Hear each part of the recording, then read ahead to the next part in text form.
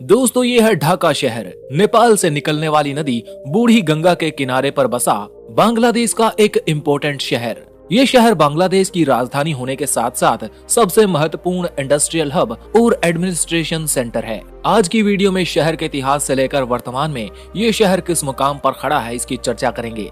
Explore YRS के videos में एक बार फिर से स्वागत है। आपको पता है कि ढाका बांग्लादेश की राजधानी है। ढाका शहर पूरी दुनिया की लार्जेस्ट बंगाली स्पीकिंग सिटी है।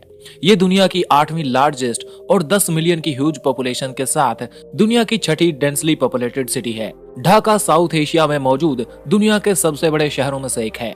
वैसे तो ये शहर पहली सदी की शुरुआत में ही बस गया था, लेकिन अर्ली मॉडर्न हिस्ट्री में 17वीं शताब्दी में ये शहर मुगलों की बंगाल प्रोविंस की आर्थिक राजधानी बना रहा। इसके बाद ब्रिटिश शासन के दौरान भी इस शहर के अंदर बेइंतहा डेवलपमेंट देखने को मिला। अंग्रेजों ने पहली बार शहर में रेल लाइनें, बिजली के connection, water supply, western educational universities लाकर इसको मेजर एडमिनिस्ट्रेटिव और एजुकेशनल हब के रूप में डेवलप किया। इंडियन सब कॉन्टिनेंट में ब्रिटिश रूल के खत्म हो जाने के बाद इसको ईस्ट पाकिस्तान की राजधानी बना दिया गया, लेकिन 1971 की बांग्लादेश लिबरेशन वॉर के बाद ये शहर इंडिपेंडेंट बांग्लादेश की राजधानी बना दिया गया। आज के समय में बांग्लादेश गवर्नमेंट सीट होने के साथ साथ बड़ी बड़ी कंपनियों और एजुकेशन सेंटर्स के साथ ढाका एक ग्लोबल सिटी के रूप में उभरा है। पूरी बांग्लादेशी इकोनॉमी की कमाई का 35% हिस्सा अकेले इस शहर से आता है। ढाका स्टॉक एक्सचेंज में 750 बड़ी कंपनियां शामिल हैं। ये शहर अपने बंगाली त्योहारों, इनके लाजवाब खानों और रंग बिरंगी कश्ती और ऑटो रिक्शा की वजह से जाना जाता है।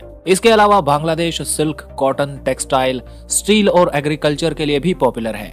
आइए अब जानते हैं ढाका के बारे में कुछ ऐसे फैक्ट्स जो इसे दुनिया की दूसरी सिटीज से अलग बनाते हैं। इस शहर का यातायात 4 लाख ऑटो रिक्शा और बाइक साइकिल रिक्शा पर टिका हुआ है, जिसकी वजह से इसको दुनिया की रिक्शा कैपिटल कहा जाता है। ढाका को दुनिया की ट्रैफिक जैम सिटी भी कहा जाता है। 2011 की सरकारी रिपोर्ट के अकॉर्डिंग यहाँ हर रोज 7 घंटे जाम लगा रहता है। ढाका के लोग क्रिकेट के पुजारी माने जाते हैं। ढाका शहर में ही नेशनल लेवल का स्टेडियम मौजूद है और बांग्लादेश की टीम में खेलने वाले खिलाड़ी ढाका में ही रहते हैं।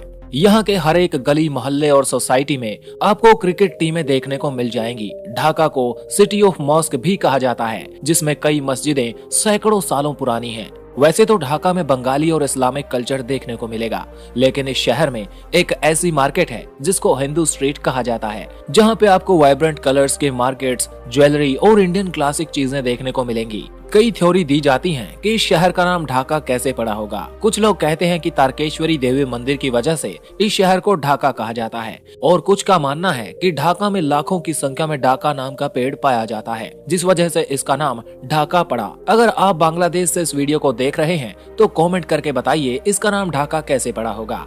अब बात करते हैं ढाका में घूमने की जगहों के बारे में। लाल बाग फोर्ट 17वीं शताब्दी में बनाया गया। इसको मुगल सूबेदार आजम शाह द्वारा साल 1678 में बनाना शुरू किया गया। इसके आसपास आप इस शहर का लोकल फूड ट्राई कर सकते हैं। ये किला ओल्ड ढाका सिटी की मेजर अट्रैक्शंस में से एक है।